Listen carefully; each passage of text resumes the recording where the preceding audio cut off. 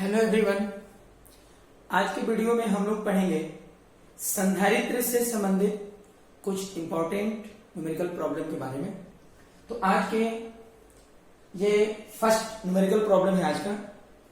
इस numerical problem में एक समानांतर पट्टिका संधारित्र दिया गया है और इस समानांतर पट्टिका संधारित्र के दोनों समानांतर प्लेटों के बीच में जो स्थान है उसमें दो डाई इलेक्ट्रिक मटेरियल मतलब दो परावैद्युत पदार्थ अचालक पदार्थ स्थित हैं, भरे हुए हैं। प्रत्येक अचालक पदार्थ की जो मोटाई है वो d/2 है। पहले अचालक पदार्थ का परावैद्युत नियतांक है k1 और दूसरे अचालक पदार्थ का परावैद्युत नियतांक है k2। और हम लोगों को क्या करना है, धारिता ज्ञात करना है। नियम वही रहेगा पहले वाला। क्या रहेगा नियम? सबसे पहले क्या करेंगे, ये मानेंगे कि संधारित्र के दोनों में से एक प्लेट पर धनात्मक आवेश प्लस स्मॉल q तथा दूसरे प्लेट पर ऋणात्मक आवेश माइनस स्मॉल q स्थित है। अब देखिए, आवेश जब दोनों प्लेटों पर दिए जाएंगे तो आवेश देने के बाद क्या होगा,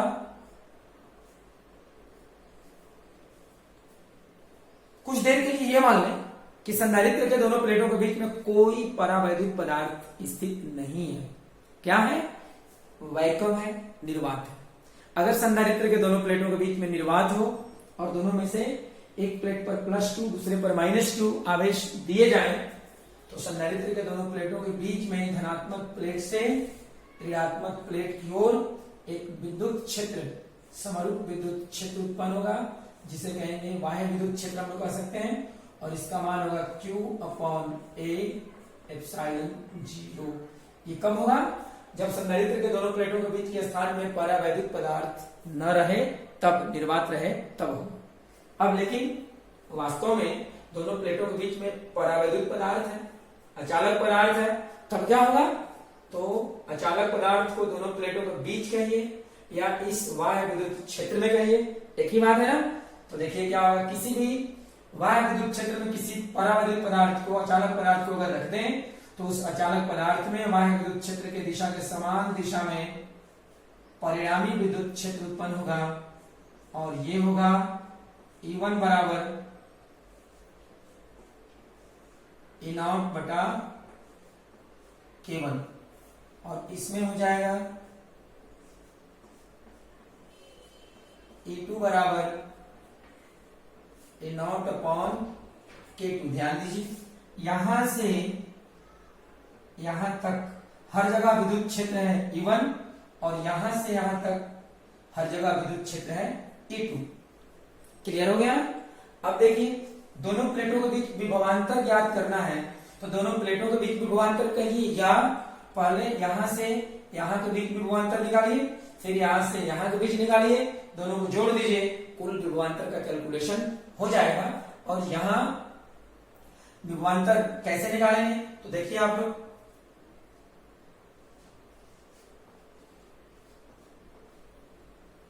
यहां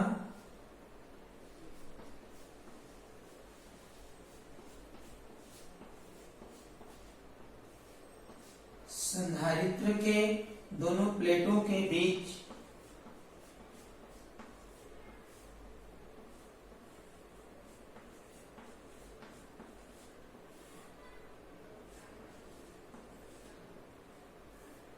संधारित्र के दोनों प्लेटों के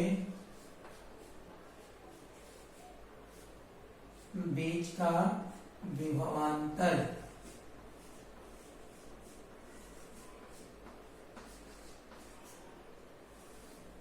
तो देखिए आप लोग, ये विभवांतर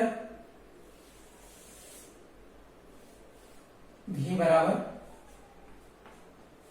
E1 इंटू d/2। देखिए आप लोग, यहां से यहां तक समान विद्युत क्षेत्र है E1, तो समरूप विद्युत क्षेत्र में दो बिंदुओं के बीच विभवांतर का मान होता है विद्युत क्षेत्र का परिमाण गुणा दूरी। तो E1 इंटू d/2 प्लस, अब यहां और यहां के बीच जब कैलकुलेशन करेंगे, ध्यान दीजिए आप लोग, तो क्या होगा, E2 इंटू D/2 ध्यान से देखना है, समझना है, इसके बाद आगे बढ़ना है। अगर आप ध्यान नहीं देंगे तो केवल वीडियो देखने से कोई फायदा नहीं होगा। तो यहां देखिए,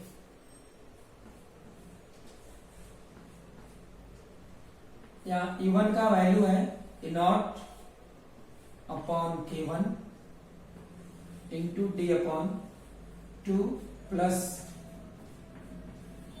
E0 upon K2 into D upon 2 B बराबर E0 into D upon 2 1 by K1 plus 1 by K2 और इसके बाद E0 का मान है Q upon A epsilon 0 into D upon 2 into इसको सोल्यूशन करेंगे, K1 इंटू K2 एलसीएम होगा, फिर यहाँ K2 प्लस K1। अब जब विभवांतर का कैलकुलेशन हो गया तो अब देखिए क्या करेंगे,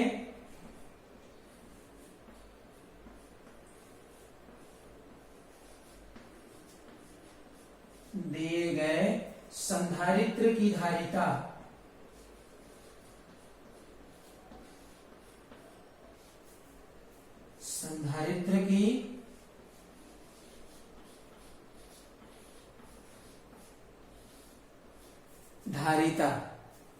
तो क्या होगा, संधारित्र की धारिता हम लोगों को कैलकुलेट करना है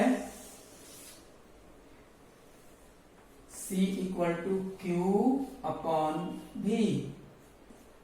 अब यहां होगा C equal to Q upon V का मान अभी तो कैलकुलेट किए हैं यहां, Q upon A epsilon 0 into D upon 2 into K1 plus K2 upon K1 into K2। एक बात ध्यान देना है, यहाँ K2 प्लस K1 लिखिए, चाहे K1 प्लस K2 लिखिए, कोई बात फर्क नहीं पड़ेगा। तो अब यहाँ क्या होगा, Q कैंसिल होगा और लास्ट में C equal to 2 into A epsilon 0 upon D into K1 K2 upon K1 plus K2। तो ये फाइनल रिजल्ट हुआ। देखिए 2 into epsilon not upon D into K1 K2 upon K1 plus K2। इस formula का use कब करना है, जब संधारित्र के दोनों प्लेटों के बीच में केवल दो ही परावैद्युत पदार्थ स्थित हो।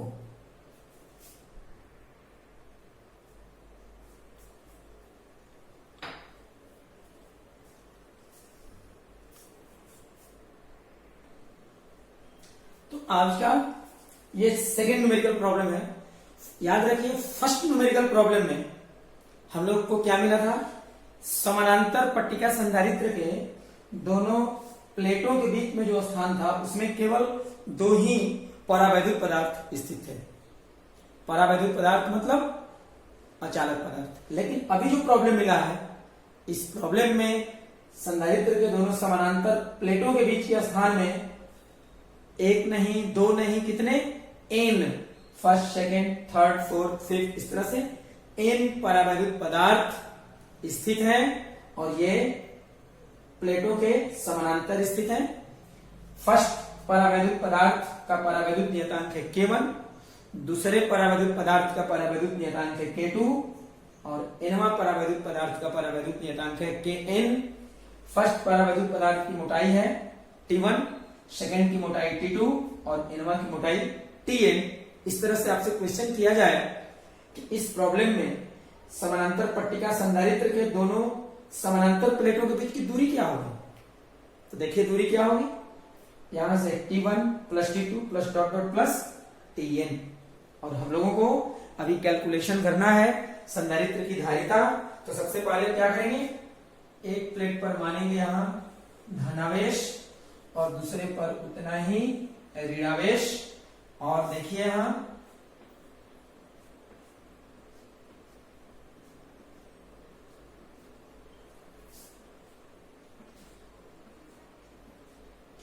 ध्यान रहे, जैसे ही दोनों प्लेटों पर आवेश आप देंगे, दोनों प्लेटों के बीच में जो स्थान है उसमें विद्युत क्षेत्र उत्पन्न होगा। और यह भी याद रखना है, सबसे पहले ये मानते हुए चलेंगे कि संधारित्र के दोनों प्लेटों के बीच में कोई भी परावैद्युत पदार्थ नहीं है। परावैद्युत पदार्थ नहीं है तो दोनों प्लेटों के बीच विद्युत क्षेत्र उत्पन्न होगा E not equal to Q upon A epsilon 0। Clear हो गया। लेकिन यहां रियल में परावैद्युत पदार्थ तो है, तो देखिए दोनों प्लेटों के बीच परावैद्युत पदार्थ कहिए या ये जो विद्युत क्षेत्र उत्पन्न हुआ है इस विद्युत क्षेत्र में परावैद्युत पदार्थ कहिए, दोनों का मतलब एक ही होगा। तो आप लोग अब जानते हैं किसी भी बाह्य विद्युत क्षेत्र में जो विद्युत क्षेत्र है इन परावैद्युत पदार्थ के लिए बाह्य विद्युत क्षेत्र का काम करेगा। बाह्य विद्युत क्षेत्र में अगर कोई परावैद्युत पदार्थ स्थित हो तो बाह्य विद्युत क्षेत्र में परावैद्युत पदार्थ में बाह्य विद्युत क्षेत्र की दिशा में परिणामी विद्युत क्षेत्र उत्पन्न होगा और इसका मान होगा बाह्य विद्युत क्षेत्र का परिमाण बटा परावैद्युत नियतांक। यहां होगा उसी तरह से दूसरे वाले पदार्थ में E2 बराबर बाह्य विद्युत क्षेत्र का परिमाण बटा परावैद्युत नियतांक। और यहां होगा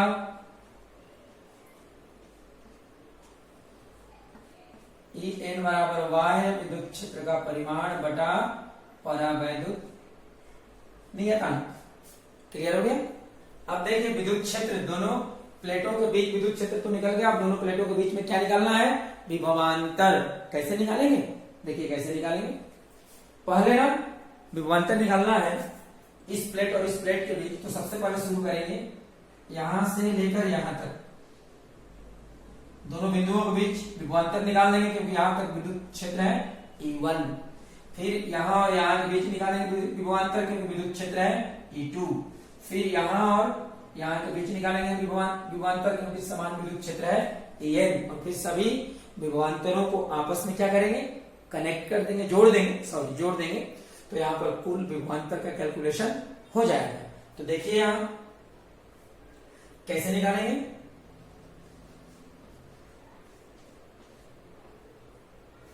देखेंगे दिए गए संधारित्र के दोनों समानांतर प्लेटों के बीच का विभवांतर, लैंग्वेज आप लोग लिखेंगे, मैं बोल दिया क्या लिखना है।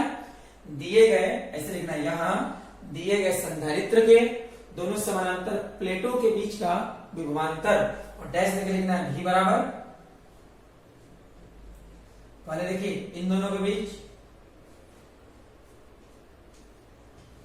E1 इंटू T1 प्लस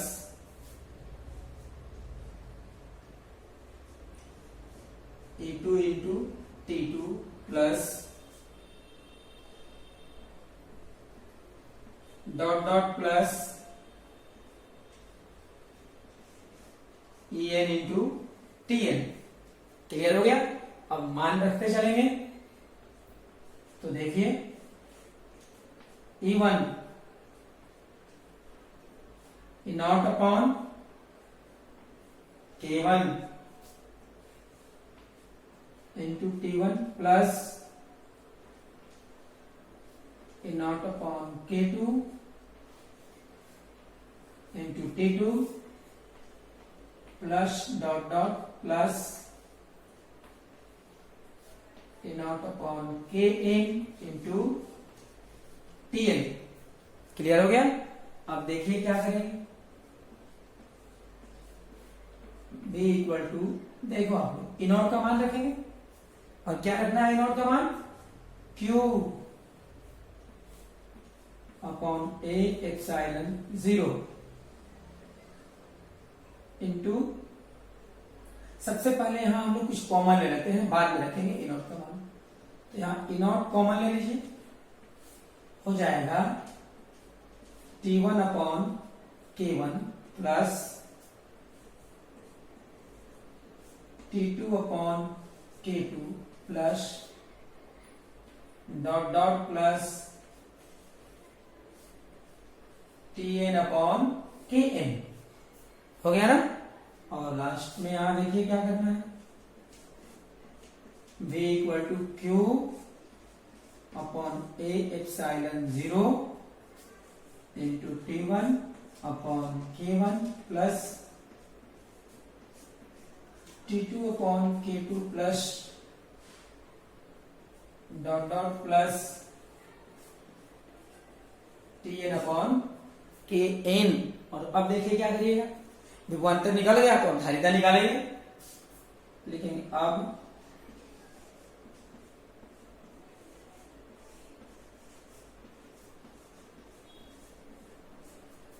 दिए गए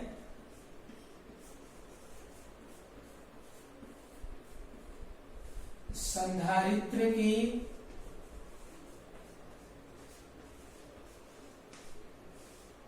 धारिता क्या होगी, धारिता C equal to Q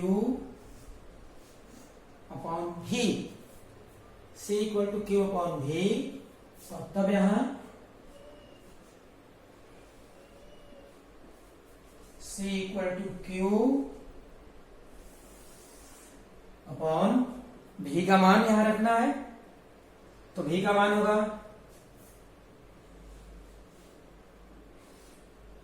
Q upon A epsilon 0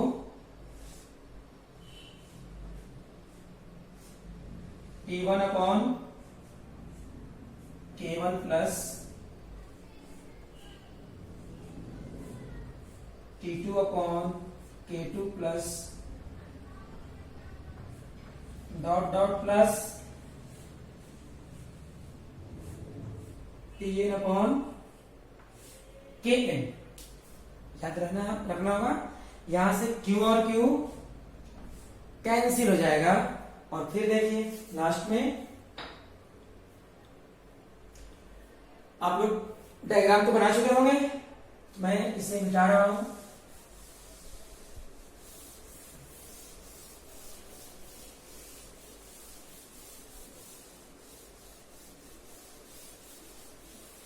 देखिए अब वहां के बाद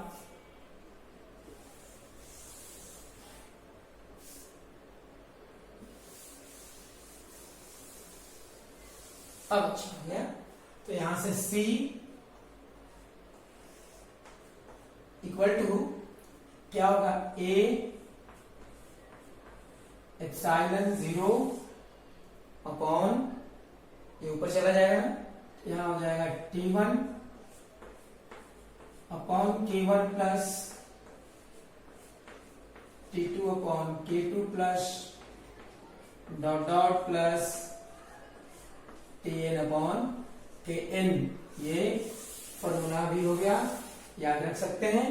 कोई भी समानांतर पट्टी का संधारित्र हो और उसके दोनों प्लेटों के बीच n परावैद्युत पदार्थ स्थित हो, धारिता ज्ञात करना हो, तो क्या करेंगे, C बराबर A epsilon 0 upon T1 upon K1 plus T2 upon K2 plus dot dot plus Tn upon K, जहां T1 क्या है, फर्स्ट परावैद्युत पदार्थ की ये चौड़ाई है या मोटाई है, और K1 क्या है, फर्स्ट परावैद्युत पदार्थ की परावैद्युत नियतांक है। फिर T2 दूसरे परावैद्युत पदार्थ की चौड़ाई और K2 दूसरे परावैद्युत पदार्थ का परावैद्युत नियतांक। ठीक है, तो लिखें आप लोग। अब देखेंगे आप आज का थर्ड प्रॉब्लम, और इसमें क्या है, यहां भी एक समानांतर पट्टी का संधारित्र दिया गया है, लेकिन पहले के दो प्रॉब्लम से इसमें कुछ अंतर है। और अंतर क्या है, देखिए पहले वाले दोनों प्रॉब्लम में था कि दोनों समानांतर प्लेटों के बीच, संधारित्र के दोनों समानांतर प्लेटों के बीच में जितना स्थान था परावैद्युत पदार्थ के द्वारा भरा हुआ था।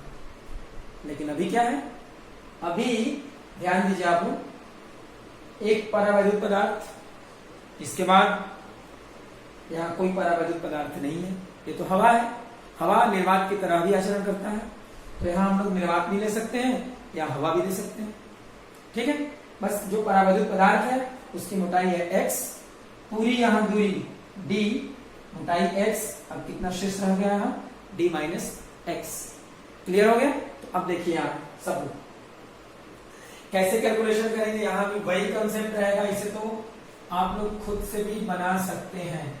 एक पर धनात्मक आवेश, दूसरे पर ऋणात्मक आवेश, बस फायदा रहेगा माइनस। विभवांतर का कैलकुलेशन करना है, पहले विद्युत क्षेत्र का कैलकुलेशन करेंगे। ये मान लें कि दोनों प्लेटों के बीच में पूरा निर्वात है, निर्वात करने पर विद्युत क्षेत्र उत्पन्न होगा धनात्मक प्लेट से ऋणात्मक प्लेट की ओर, जिसे बाह्य विद्युत क्षेत्र कहेंगे, और ये होगा Q अपॉन A एप्सिलॉन 0। ये सब प्रमाणित करा चुका हूं मैं। और अब देखिए बाह्य विद्युत क्षेत्र में परावैद्युत पदार्थ अगर स्थित हो तो विद्युत क्षेत्र बाह्य विद्युत क्षेत्र की दिशा में, और कितना E बराबर यहाँ E0 अपॉन K, और ये तो हवा है या निर्वात पहले वाले के जैसा ही रहेगा, यहाँ E2 बराबर E0। क्लियर हो गया? अब यहाँ कैलकुलेशन करना है संधारित्र के दोनों समानांतर प्लेटों के बीच का विभवांतर भी। कैसे कैलकुलेशन करेंगे?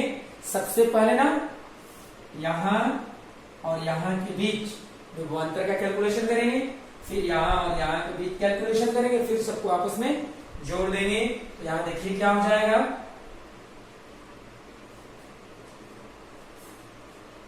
E1 into x plus E2 into d minus x. और इसके बाद क्या करेंगे,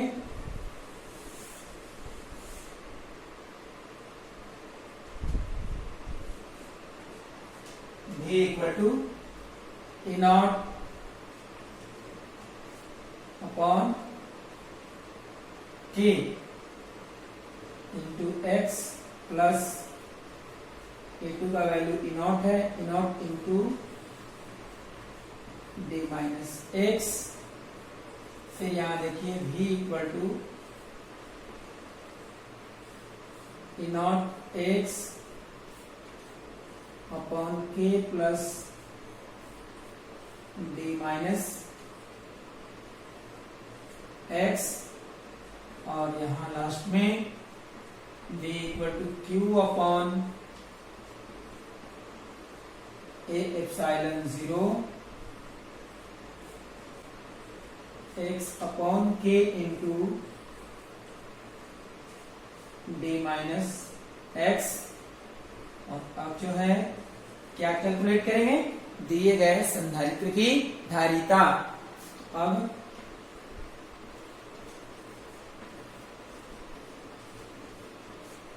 दिए गए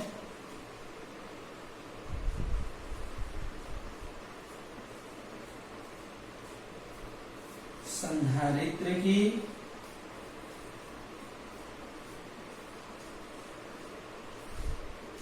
धारिता क्या होगी, C बराबर Q upon V। C equal two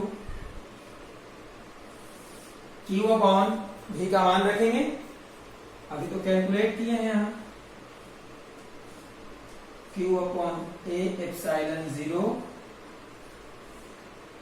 into x upon K plus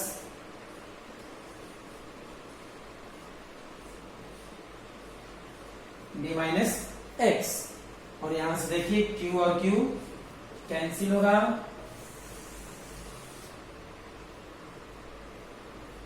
फिर यहां से C equal to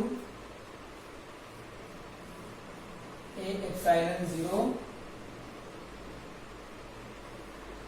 x upon K plus D minus x, इसी का वैल्यू हो गया।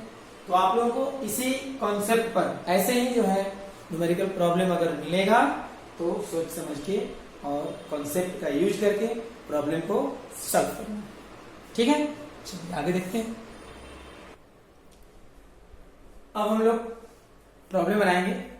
देखिए ये प्रॉब्लम इसके पहले के तीनों क्वेश्चन से अलग है।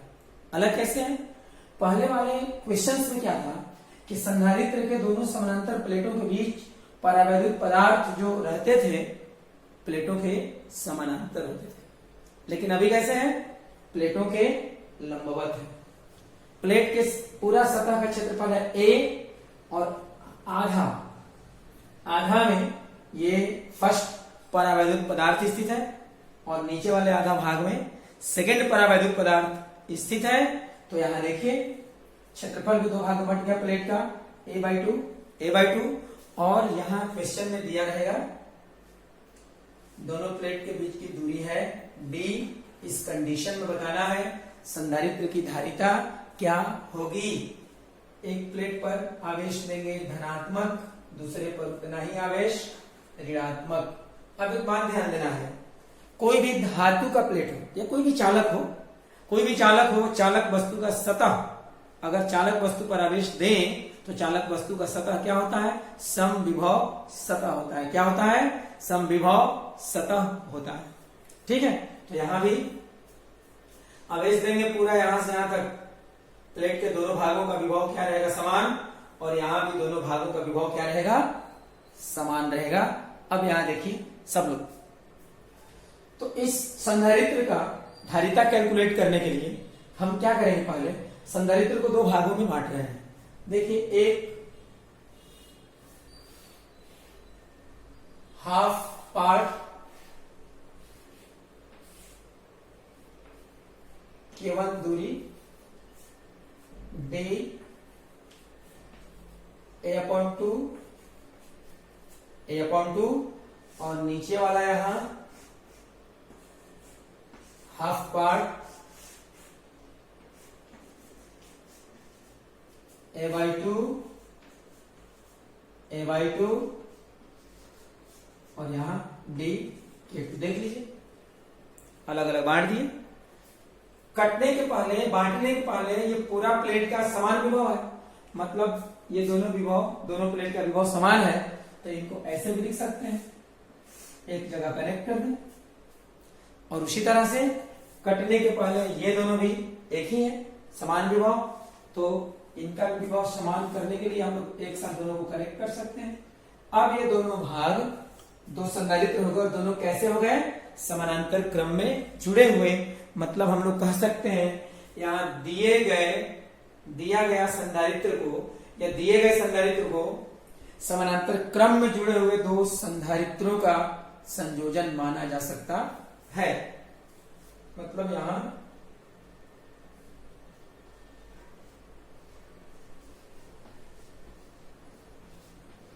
दिए गए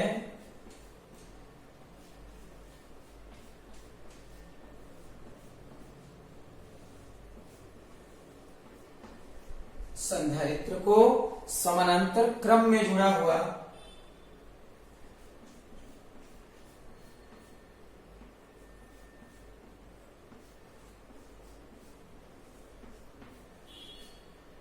दिए गए संधारित्र को समानांतर क्रम में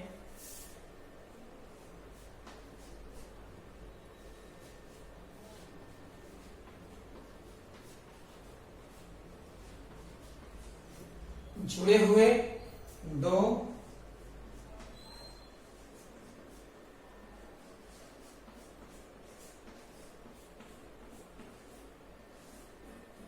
संधारित्रों का संयोजन, दो संधारित्रों का संयोजन माना जा सकता है।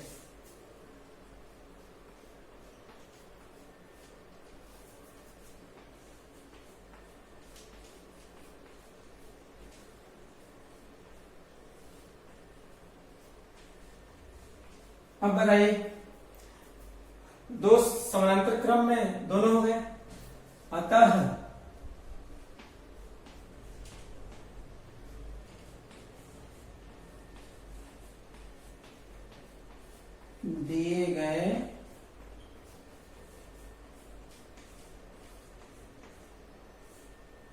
संधारित्र की धारिता, ध्यान दीजिए आप लोग, तो C बराबर C1 प्लस C2, क्योंकि समानांतर क्रम में अगर संधारित्र हो तो धारिता का फॉर्मूला क्या होता है? समतुल्य धारिता का सभी संधारित्र के धारिताओं का योगफल। अब देखिए पहला संधारित्र, इसका धारिता, यहाँ इस समानांतर पट्टी का संधारित्र है जिसके दोनों प्लेटों के बीच में एक परावैद्युत पदार्थ स्थित है। जब भी कोई संधारित्र समानांतर पट्टी का संधारित्र हो और उसके दोनों प्लेटों के बीच कोई परावैद्युत पदार्थ हो तो धारिता का फॉर्मूला क्या होता है? C बराबर K, पहले जो परावैद्युत पदार्थ है उसका परावैद्युत नियतांक लिखते हैं, K इंटू फिर समानांतर पट्टी के संधारित्र वाला फॉर्मूला A एप्सिलॉन 0 बटा D, दोनों प्लेटों के बीच की दूरी, और A है प्लेट का क्षेत्रफल, लेकिन यहाँ तो क्षेत्रफल A/2 है तो यहां भी लिखना होगा A/2 और इसके लिए लिखना होगा K1। और जब नीचे वाले का लिखेंगे, देखिए कैसे लिखेंगे, C बराबर ऊपर वाले के लिए K1 into A/2 epsilon 0 upon D plus K2 A/2 epsilon 0 upon D। फिर यहां देखिए क्या करेंगे हम लोग, यहां ना A/2 एप्सिलॉन 0 अपॉन D को बाहर कर लेंगे, A epsilon 0 upon 2D K1 plus K2। Clear हो गया? तो इस तरह से हम लोग कैलकुलेशन करेंगे धारिता का। चलिए इसके बाद आगे देखते हैं। एक आज का लास्ट न्यूमेरिकल प्रॉब्लम है ये, बिल्कुल इसके पहले वाला जो प्रॉब्लम मैं दे चुका हूं उसी के जैसा है। पहले वाले में क्या था, संधारित्र के दोनों समानांतर प्लेटों के बीच में केवल 2 ही परावैद्युत पदार्थ थे, लेकिन यहाँ कितने हैं, यहाँ पर कुल n परावैद्युत पदार्थ हैं, फर्स्ट सेकेंड इस तरह से n तक।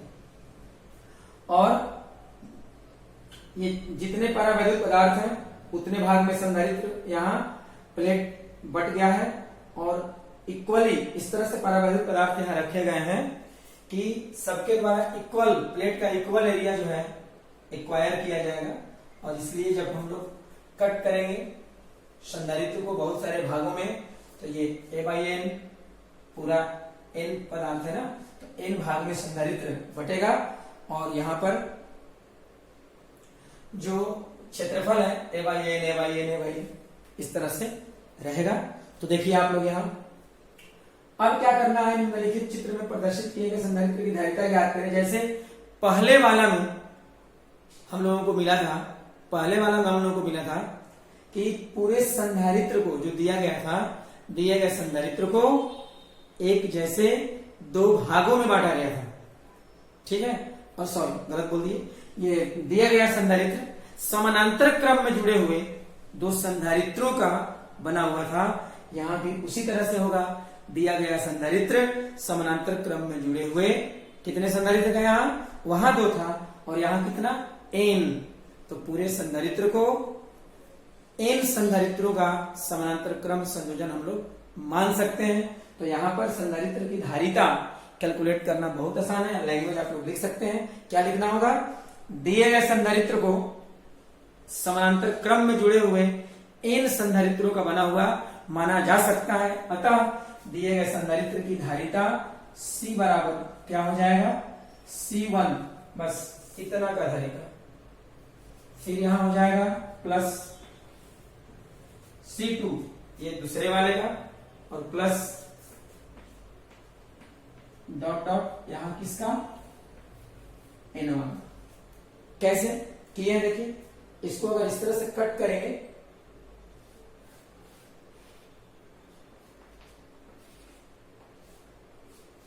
ये पहला हो गया,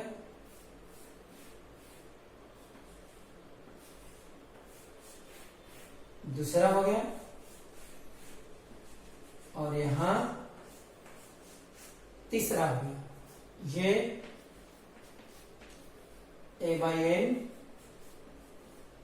a by n, a by N.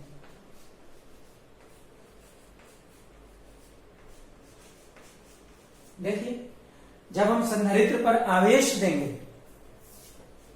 Plus Q minus Q, यहां पर पूरा प्लेट समान विभव पर रहेगा और इस प्लेट का भी हर भाग क्या रहेगा, समान विभव पर होगा। सबको अगर एक साथ यहां कनेक्ट कर दें हम लोग, इधर से भी सबको एक साथ कनेक्ट कर दें तो क्या हो जाएगा, ये सभी संधारित्र एन संधारित्र हुए ना, सब के सब किस क्रम में होंगे, समानांतर क्रम में होंगे। समानांतर क्रम में होने पर समतुल्य धारिता या कुल धारिता का मान सभी संधारित्रों के धारिताओं के जोगफल के बराबर होता है। तो क्या होगा यहाँ C बराबर, देखिए पहले का धारिता कैसे निकालेंगे, दोनों प्लेटों के बीच की दूरी हर जगह कितनी है, D, परावैद्युत नियतांक K1, K2, Kn, और क्या लिखेंगे, देखिए इधर समानांतर पट्टिका संधारित्र की धारिता फॉर्मूला क्या होता है, फॉर्मूला होता है A एप्सिलॉन 0 बटा D, और परावैद्युत पदार्थ अगर संधारित्र के दोनों प्लेटों के बीच भरा हुआ है तो परावैद्युत नियतांक भी यहाँ रखेंगे हम लोग। तो इसी फॉर्मूला के आधार पर यहाँ कैलकुलेशन करेंगे, देखिए क्या आएगा, K1 K की जगह पर और A की जगह पर A अपॉन N एप्सिलॉन 0 बटा D प्लस, अब दूसरे वाले का इसी तरह से K2 A upon N epsilon 0 बटा D plus dot dot use करेंगे हम लोग, यहां लिखेंगे